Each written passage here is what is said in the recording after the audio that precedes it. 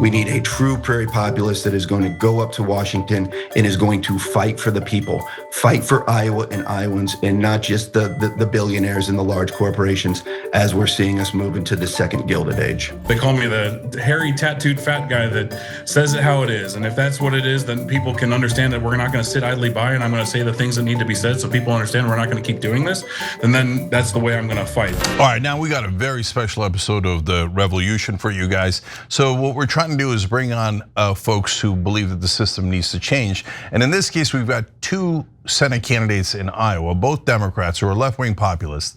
And so we wanted to talk to both of them back to back. This is not a debate, it's a discussion. We want to hear from them. And the first person up is Josh Turek. Second person is going to be Nathan Sage. We're going to ask similar questions here. And then we want you to vote at tyt.com if you're a paying member. We're keeping it to paying members because we don't want trolls. We want to get a sense of where our core audience is. It's not a binding vote, but it'll help inform us which direction we should go. So, guys, this is a unique opportunity because there are very rarely two great candidates in a race, and very rarely two populist progressives in a race. So, Josh is up first. Josh, welcome to the show. We appreciate you. Yeah, thanks for having me. Happy to be here. No problem. So, Josh, for the folks who don't know, tell us who you are and give us an elevator pitch. Why should they pick you? Sure, I am Iowa State Representative Josh Turek. I am the first permanently disabled member of the Iowa legislature, something I'm very proud of, to be able to give a voice to the 1 in 5 disabled Iowans that are blind, deaf, intellectually disabled, or physically disabled. Our state capital wasn't even fully accessible. I am also the Democrat that represents the reddest district that was won on election day. Trump won my county by 20 points, won the two communities that I represent by double digits, and I was able to win by nearly 6 points, a 14-point overperformance. And that has taught me the right candidate with the right message, and that right message is certainly prairie populism. And the right work ethic, we can win in adverse conditions. I'm someone that is from a working class community. I'm from a place called Council Bluffs, Iowa, where I was born and raised. 65% of my community lives at or below the poverty line. I'm someone that went through an enormous amount of economic struggle in my life. We went to the Goodwill for our clothes. We shared clothes. We went to the free summer lunch programs, had the wrong color lunch tickets for those of you that means something to. So in a really deeply personal way, I understand the struggles of what so many people are going through right now just to keep food on the table and a roof above their head. I was born with my disability, was born with a condition called spina bifida, so I'm a wheelchair user. This was due to my father's exposure to Agent Orange in Vietnam. I had my first surgery at 1 day old. I had 21 surgeries before I was even 12. And so I'm certainly somebody that knows and understands the importance of healthcare. And I fundamentally believe that healthcare is a human right. I found myself into politics initially because I was working in healthcare. What I was doing is I was assessing and providing mobility devices for individuals with disabilities and working with those with progressive conditions. And what we were finding is, since Iowa had privatized its Medicaid system, a 1,000% increase in the denial rate for individuals. And I thought that was fundamentally wrong. Found out we had never had a permanently disabled member of the legislature. And I thought it was due to this lack of representation of why we were seeing all these unnecessary barriers to healthcare and to employment. And so even though I was out here in very red Western Iowa, I went out every single day and I dragged my wheelchair upstairs to have conversations with Republicans and independents. In 2022, I was the only Democrat to win a competitive election in all of Western Iowa. I won by just 6 votes, so absolutely never doubt that every single one of your votes matter. That was a 13-point overperformance. But I'm even more proud that we turned that 6-vote margin into a 6% margin, as I said. And that has really told me that the right candidate with the right message and the right work ethic, we can win in these adverse conditions. I'm also a 4-time Paralympian. As you can see, these are my jerseys behind me, and I'm a 2-time gold medalist in wheelchair basketball. For those of you who don't know, the Summer Paralympics is the 2nd largest sporting event on earth behind the Summer Olympics. So I think that's my story, and I'm genuinely happy to be here. That's awesome, Josh. I appreciate it. So tell us what prairie populism means to you. Yeah, absolutely. I'm a prairie populist like my hero, Senator Harkin, who was the father of the American with Disabilities Act, and individuals like Paul Wellstone. Prairie populism is fighting for the middle class. It's fighting for working families. It's fighting for our small family farms, which are being absolutely destroyed, and certainly destroyed by what we're seeing with the tariffs and the commodities prices. It's fighting for small businesses. It's fighting for a livable wage and for affordable healthcare and affordable pharmaceuticals. It's fighting for affordable housing. That to me is what a genuine prairie populist is. It's someone that is fighting for the people, fighting for Iowa and Iowans, and not just looking out for DC donors and lobbyists and large corporations and billionaires, as we're seeing us move into a second Gilded Age. You said that you overperformed by 13 points. Tell us, for the folks who don't know what that means, what does that mean? But more importantly, why do you think you did? Yeah, what does that mean does that mean there was 14% of the individuals that decided to go down ballot Republican and voted for me as a Democrat. That was about 50% better than any other Democrat in the entire state. 9% was the one that was in second. The way that I did that was, one, as I said, going out there every single day and being willing to have the hard conversations, getting out there and having conversations with Republicans and independents. The math didn't work any other way. But I was also very disciplined with my message. I didn't focus on the culture war issues. I went out there and I basically talked about 5 things. I talked about the need to raise a minimum wage, and here in Iowa, it's egregiously low, $7.25, and I live in a border community right on the border with Nebraska, and it really has impeded us in particular. And I also talked about the need for affordable and accessible healthcare. And when someone crawls up to your door, first of all, they say, "How in the world did you get here?" Well, I crawled up here, and they have a visible disability, and they tell you that they had 21 surgeries before they're 12 years old. They have a credibility to be able to speak to that. I talked about the need for affordable pharmaceuticals. Sadly, because of my district, one of the most consistent things that I heard on the doors were people saying they've changed their job or they've changed insurance and they can no longer afford to take their medication. And I say it's fundamentally wrong to live in the richest country on earth and having people having to make the impossible decision of every month. This month, do I take my pills or do I pay my bills? I talked about the need to support our public schools and that our public money belongs in our public schools. Iowa, we were #1 in public education. We've now precipitously dropped down now to 26. And I talked about the need to address our cancer rates. Here in Iowa, we have the highest rates of cancer behind only Kentucky, and we're the only state with a growing cancer rate, something that has really touched my life personally. Actually, today I spent the entire day with my sister, who was diagnosed with breast cancer recently, and I spent the day with her actually in chemotherapy. And the last thing I talked about the need for clean air and clean water. And that was it. That was the discipline in my messaging. And I went out every single day and talked to people. And I think that we can employ that exact same route, genuine prairie populism, to be able to win in this state right now. So you signed on to the Populist plank, and so that's got 6 different components to it. Of those, what do you think resonates the best in Iowa in your experience, especially in connecting the left and the right? Yeah, well, what was fascinating to me when I was out knocking doors, my assumption was that the only thing that was going to be unanimously agreed upon was going to be that public money belongs in public schools. Here in Iowa, we've now given private schools vouchers, and we gave them a 44% increase in funding. Meanwhile, our public schools only 2%, not even keeping up with inflation.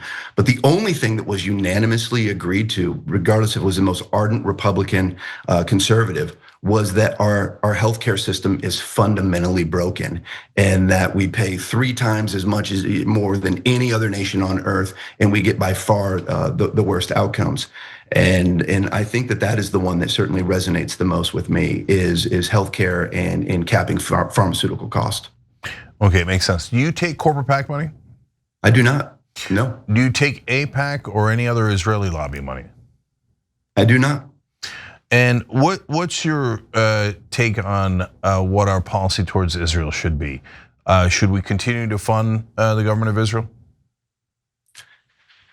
I certainly think Israel has the right to defend itself, but I think that offensive weapons that should be with the caveat of following international law. I'm hopeful that we see a peaceful solution to this conflict and a two-state solution in an end to this, because what we have seen in Gaza has been absolutely horrific, and the loss of life and the loss of civilians and children has been horrible. Okay, so you would vote to cut funding for offensive weapons to Israel? I think offensive weapons should only be with a caveat if a nation is following international law. Okay, now how about the vote on the continuing resolution? 8 Democrats voted with them to end the government shutdown. The government shutdown was causing a lot of pain. What do you think about, would you have voted with the 8 Democrats or no? No, I would not have. Really, really disappointing. I'm someone, as I've said, that I have championed and carried the flag for healthcare, and I believe that healthcare is a human right. The ACA subsidies are so valuable and important. It's millions of Americans that are going to see their healthcare premiums go up. Here in Iowa alone, 132,000 Iowans are going to see their healthcare premiums double or triple. This is on top of what we're already seeing with the big beautiful bill or big ugly bill. 110,000 Iowans that are going to lose their healthcare outright. And I've been ranking member on HHS budget here in Iowa, and our Medicaid system is already fundamentally broken. We've got Medicaid wait lists where we've got 26,000 disabled Iowans that are on wait lists. The longest wait list is 7 years for care. We have closed 31 nursing homes, skilled nursing facilities, and rural hospitals in the last 5 years due to lack of reimbursement. It's fundamentally broken, and I'm disappointed, and I believe that healthcare is absolutely worth fighting for.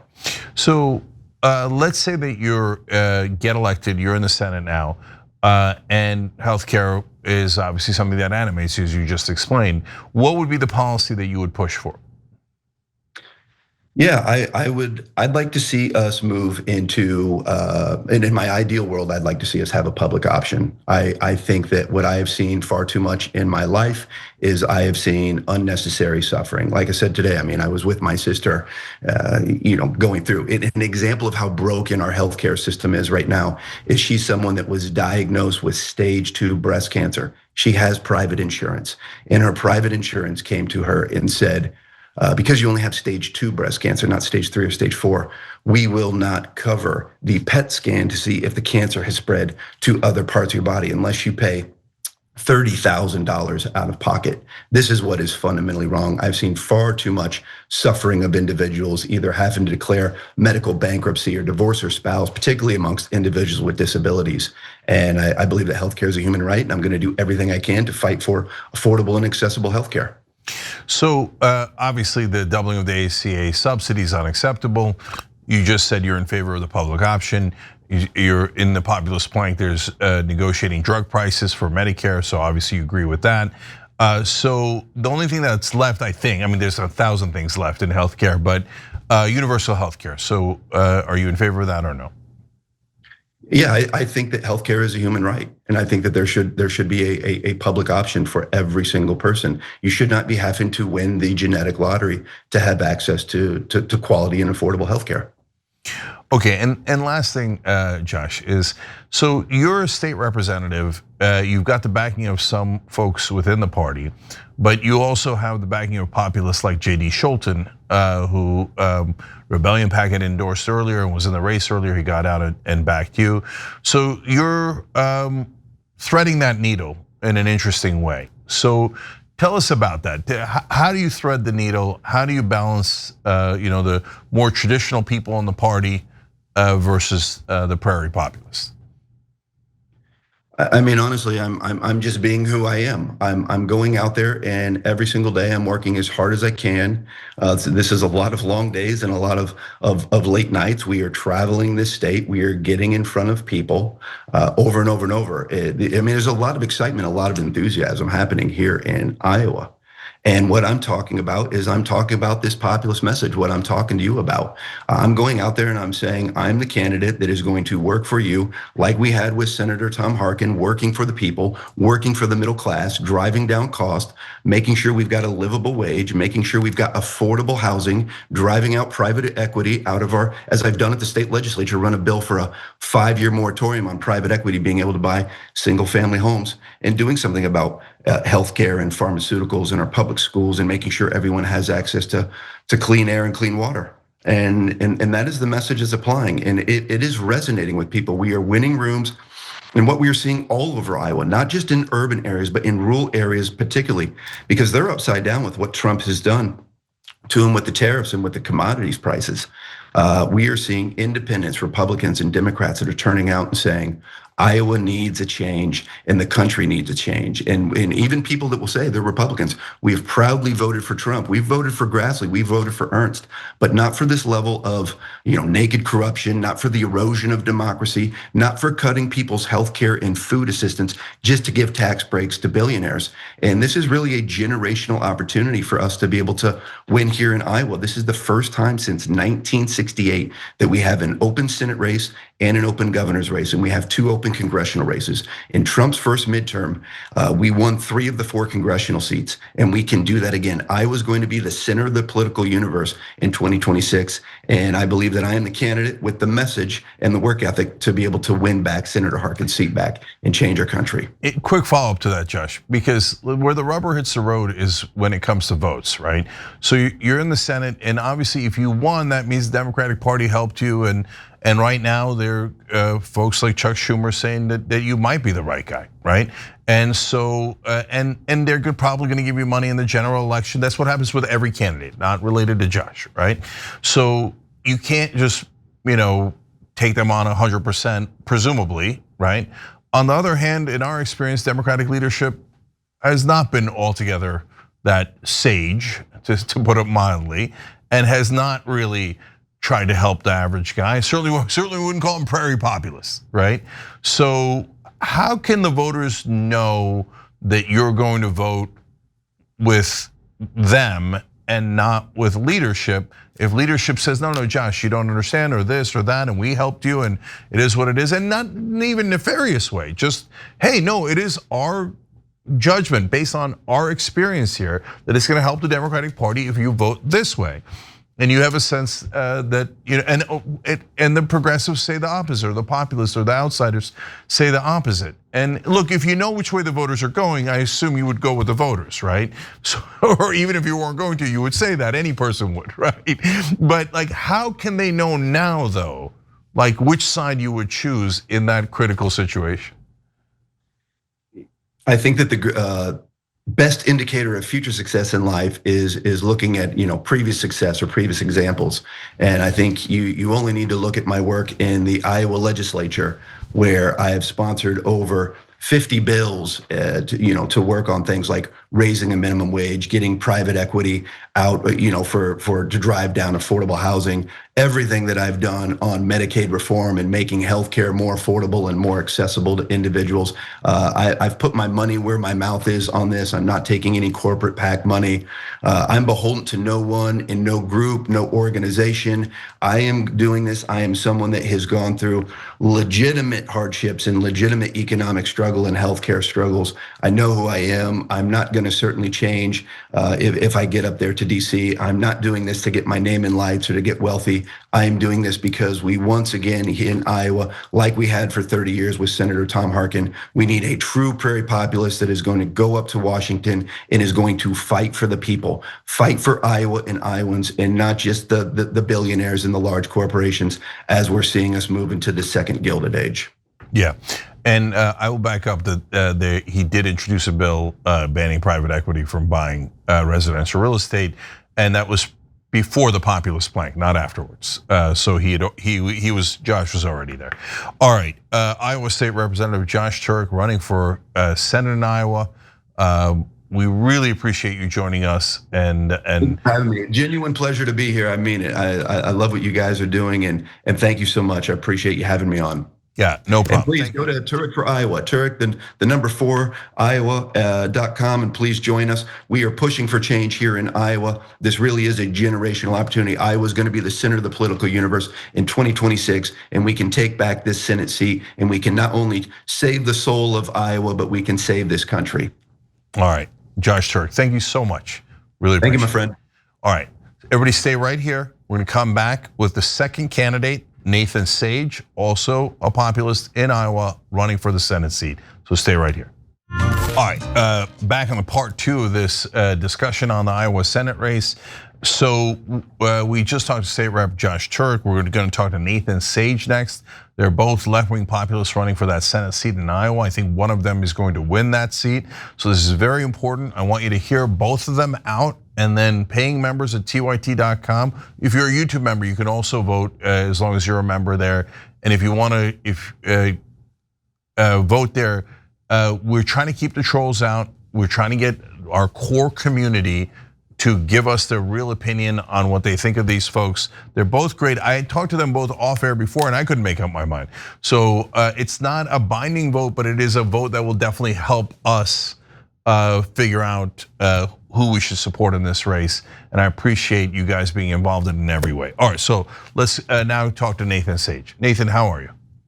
I'm good. How are you? Thanks for having us. Yeah, no problem. So Nathan, tell us who you are, your background, and give us your elevator pitch for why you should be the Senate candidate for the Democrats in Iowa. Absolutely. I like to say it like this. I'm a Marine mechanic, sports radio host, former executive director of the Knoxville, Iowa Chamber of Commerce. But more than anything, I'm just a kid that grew up in poverty on the west side of my hometown in Mason City in North Iowa. My dad was a factory worker. My mom was a daycare teacher. I learned at an early age that we didn't have a lot of opportunity. We didn't have a lot of money. Like I had to boil water on my stove when I was 14 years old to be able to give myself a bath because we couldn't afford to get the water heater fixed. So for me, I knew education and the idea of going to college was something out of the realm of possibility for me. And 9/11 happened when I was a junior in high school and just pushed me towards the military. My dad was a Air Force veteran, so I joined the Marine Corps as soon as I could when I was 17 years old, went to boot camp in 18, and went to Iraq for the first time when I was 19. Went to Iraq in 2004 and 2006, got out for a little while, went up to Mason City. I went back to Mason City, was a mechanic, like I said, joined the Army, and I got stationed at Fort Riley, Kansas, and sent to Iraq again. And when I came back, I finally realized that I got a GI Bill. I got a way to give myself an education. I did. I got the first person in my family to graduate a 4-year college. Got a degree in journalism, mass communication with a minor in leadership. Went up back to Iowa and started working with in radio. Started doing sports news and eventually marketing and sales. And that's when I started to work with businesses every day in rural Iowa and understand really quick that businesses in rural Iowa are struggling and trying to keep the doors open, trying to keep the lights on. It's reminded me a lot of my dad when I was a kid trying to just put food on the table. And so for me, realized really quick in that scenario that the rich are getting richer, the poor are getting poorer, and all of us in the working class are working the road, building the roads, we're teaching the next generation, we're doing all we can to make it in this world, and there ain't craps trickling down to us. And for me, I'm tired of living in this world where we're all lied to and left behind by politicians that are backed by billionaires and corporations and don't care about us. So I'm going to stand up and been fighting my whole life to survive in a world that doesn't want me, and I'm going to fight for people that are fighting every day to make it. So that's who I am in a quick nutshell. I'm here to be a working class voice, be a leader, and also a fighter, someone who knows how to fight. And I think right now that's what we need more than anything. Okay, so that certainly answers who you are, your background, and what motivates you. Tell us a little bit more about why you think you'd be the best candidate.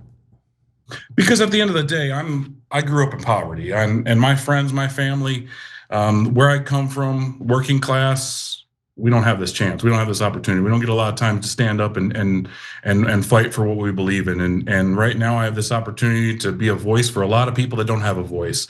I get to stand up for a lot of people that feel like they've been lied to and left behind. A lot of people that have left the Democratic Party and gone to the independents and gone to Republicans because they don't feel like there's anybody there actually fighting for them or standing up for them. And at the end of the day, I tend to be very blunt. I tend to be very rough around the edges. I tend to drop a cuss word every once in a while because I think at the end of the day, that's what people need to understand is we're not going to keep doing this, and we're going to stand up and fight for what we believe in. And I think I'm the right politician to do this because Washington, D.C. is made up of 98% generational wealth and only 2% come from the working class.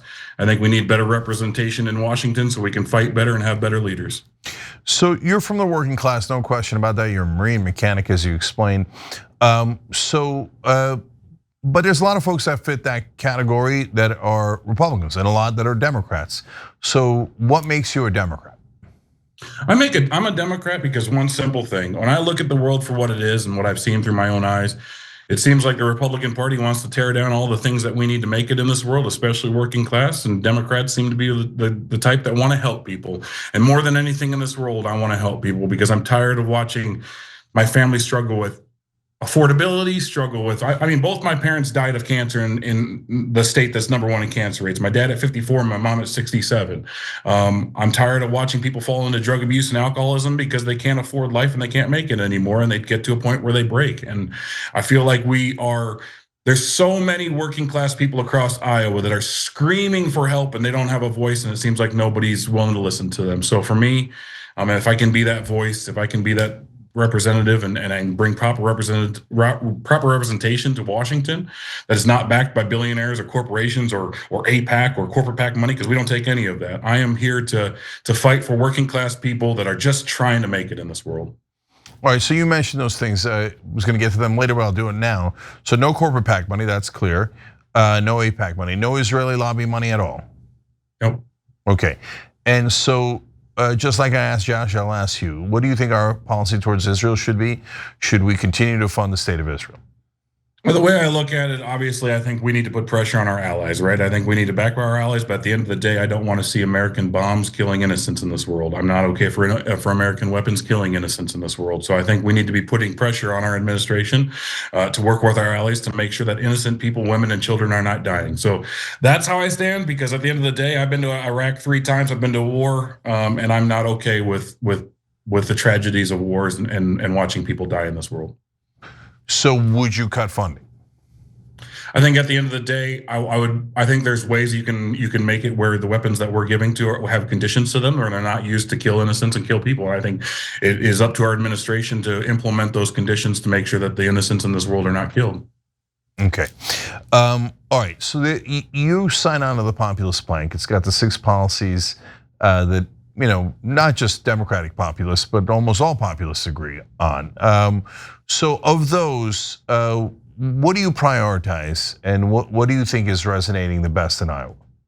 I think, it's affordability across the board is what is affecting everybody in Iowa. And I think raising wages raising the federal minimum wage, raising a livable wage for people is something. We just talked to food banks just last week, obviously with the issues with SNAP and the government shutdown and how things were going. We asked them, what is the key? What is the thing that needs more than anything to make sure that you go out of business? Because food banks don't want to be in business. They don't want to be in the condition to have to feed people. They want this world to be people be able to take care of themselves. And they said, give us a livable wage. Give people in this world a wage that they can actually make it on. And I think that is the obviously for me, #1.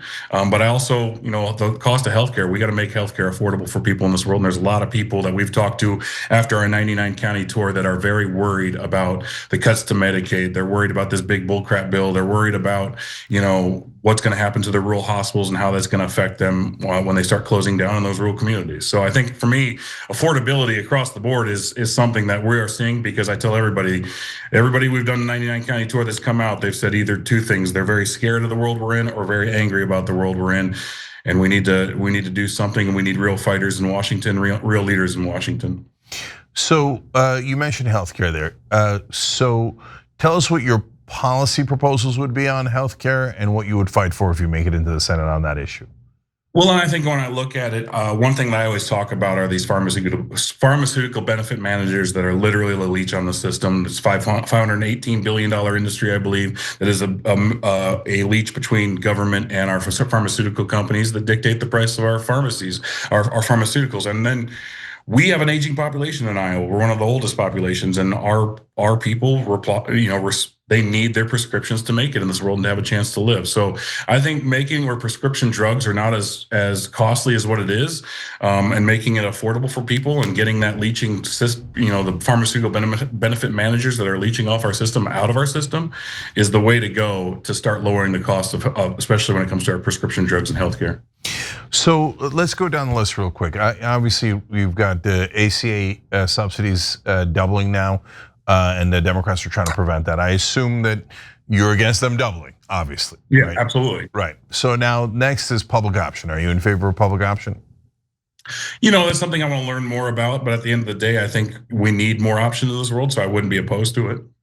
And then what do you think about universal health care? I think universal healthcare is a place I'd love to get to. If I could vote to say yes to universal healthcare, I would vote yes. But at the end of the day, I think we need to expand Medicaid and make corrections and affordability now to until we get there. So if we could get to universal healthcare and I could vote to say yes to it, I would vote yes. Gotcha. And by the way, we talked about pharmacy benefits managers, PBMs, before on the show, and they are a huge drain on the system. So that's certainly correct. So Nathan, I think that a normal voter in Iowa would ask, okay, I hear you, brother, and you sound like a real person, no question, right? Among the working class, and you were a mechanic, you worked as a talk show host, etc. Certainly, I could relate to it. But what have you done that would give people confidence that you will fight for these things in the Senate? I'll say this: when it comes to fighting, that's an interesting thing because for me, it's what my whole life has been. So it's interesting to point to one thing to say, hey, I've done this or that. I'm the only one, I'm the only veteran here. I'm the only one that stood on the yellow footprints of MCRD San Diego and took the oath to support and defend the Constitution against enemies, foreign and domestic. But I've also worked with people and being the executive director of the Knoxville Chamber of Commerce, different businesses, different entities, different Republican, Democrat, whatever it is, to learn how to communicate and learn how to actually get things done by working together. I mean, when we had RAGBRAI, which is Bike Ride Through Iowa, come through last year, I raised $18,000 to be able to put a concert on, to be able to raise money for our community. And when I was the executive director of the chamber, for those 2 years, I was the community of Knoxville was deemed a thriving community by the state of Iowa. So I think I did a pretty good job, working with people across different political agendas and businesses and learning how to stand up and not sit on the sidelines and watch this world crumble. I think at the end of the day, though, for me, I think being a working class guy that says it how it is, they call me the hairy tattooed fat guy that says it how it is. And if that's what it is, then people can understand that we're not going to sit idly by and I'm going to say the things that need to be said so people understand we're not going to keep doing this. Then that's the way I'm going to fight. Because at the end of the day, we cannot continue to live in a world where the rich get richer, the poor get poor. We lose out on everything that we need to survive in this world, and good people are dying. And they understand really quick that I am not your run-of-the-mill politician. I don't do your political talking points. I don't do run-of-the-mill jokes that aren't very funny. I'm tired of living in a world where everybody it seems good people are struggling, good people are having issues, and we need to make it where they have a chance to actually have real opportunities in this world. And that's what I'm going to do, is bring my voice and bring who I am to Washington, D.C. to actually stand up and fight for us instead of writing strongly worded memos or throwing snowballs from the cheap seats. Right. So Iowa is, let's hope, a purple state. It has been red recently, but Obama won it. And so it's purple enough. But so then that leads to the question of how do you unite the left and the right without compromising our values? Well, one thing that Trump won Iowa because he said, I'm going to lower the cost of living. I'm going to make groceries cheaper. I'm going to make life more affordable. That cuts from Republicans, Independents, and Democrats across the board. And we've had Republicans come out to our events and say, Nathan, I didn't know who the hell you were until my Trump-loving Republican son sent me your video and said, this is a guy I would vote for because he looks like he's actually fight for us. We had an event in Council Bluffs the other day where we had a woman who said, Nathan, I've been a Republican since I was 17 years old. And the only reason I'm sitting here in front of you right now is because it seems like nobody is fighting for us. Nobody's representing us. And you look like somebody that actually wants to stand up and fight for us and isn't going to take no for an answer. And so for me, I think at the end of the day, giving people somebody that is actually resonates with them, talks the way that I talk, looks the way that I look, at the end of the day is willing to stand up and fight for them. That's what they want, and they want a little bit more money in their paycheck. We've talked to union members who said, Nathan, put 50 cents more in my paycheck. I can take my family out to a movie theater. I can actually be the member of society that I wanted to be. But right now, in the world we have where rent is jacked up, high prices of living is jacked up, groceries are high, we can't do it anymore. And it seems like nobody's listening. So for me, I'm going to keep talking about affordability, talk about the way of life in Iowa, and give them someone that looks like me, that a regular Iowan that it seems like in Iowa and Democratic Party, the working class has kind of been left behind, and give them someone to actually properly represent them is what I'm trying to do, and stand up and not be what we saw recently, where we have people bending the knee or being cowards. So would you have voted with the Republicans on the continuing resolution like the 8 Democrats did? No, absolutely not. Why not? Because I think at the end of the day, why did we do the government shutdown to begin with? We drew a line in the sand, right? And we said, we're not going to do this. We need to make life more affordable for people. We need to extend the ACA tax credits. And then we have a momentum happen on Tuesday night where the election is like, okay, obviously what we're doing is right. People care about working class issues. They care about affordability. That's what cuts across everything. And then out of nowhere, we're just going to take the wind out of our sails and we're going to kick the can down the road another mile or whatever. And it doesn't make any sense. At the end of the day, we're going to have to fight anyway. We're going to have to stand up. And it doesn't seem, what it seems like to me, someone from the military, I got told this all the time, piss poor planning equals piss poor performance. And that is a reflection on piss poor leadership. And Chuck Schumer and the leaders there seem to be more about caving and bending the knee than standing up for the Americans they're supposed to represent. So I'm not okay with it. So, some would say, and I frame it that way because I wouldn't say it. Oftentimes Fox will use that as a cover for what they would say, but I'm gonna play devil's advocate here. But it's important, and it's a legitimate point. Some would say, yeah, but Nathan, you gotta work with the party in some way, right? And so if you're pissing off leadership, then they might not be prone to let you introduce bills, et cetera. So how do you thread that needle? I think at the end of the day, like we can't keep doing the same thing over and expect a different result. We can't keep following the same leaderships that led us nowhere. We've been nothing but losing for the past, 10 years, 20 years. It seems like the Democratic Party's lost all a favorability. They don't have any backbone, no spine at all. And so for me, if you have a problem with me standing up for the people that I'm representing and doing what the people of Iowa are asking me to do, then I don't care. We have to fight for Iowans. We have to fight for the people that I'm representing. If not, I'm not going to be there. And I understand that some people have to walk a certain line, but I think Iowans want someone with a backbone. Iowans want someone that's going to stand up and go, no, this is not okay. We have to extend these ACA tax credits, because if we don't do that, our healthcare premiums are going to double. We are not going to be able to afford this, and we need to make it where we can actually afford healthcare. And I'm tired of the same empty promises. And I know so many Iowans are of the same empty promise. We're going to get there. We're going to fight. This is going to look good for us. Well, you know what? It hasn't done it. What have we done? I said it earlier. We keep losing. We can't do the same playbook anymore. We have to put our foot in the sand and say, you know what? We're Democrats. We're here to fight. We're here to fight for people that are fighting every day to survive. And we shouldn't be bending the knee, especially when we feel like we finally have momentum. Yeah.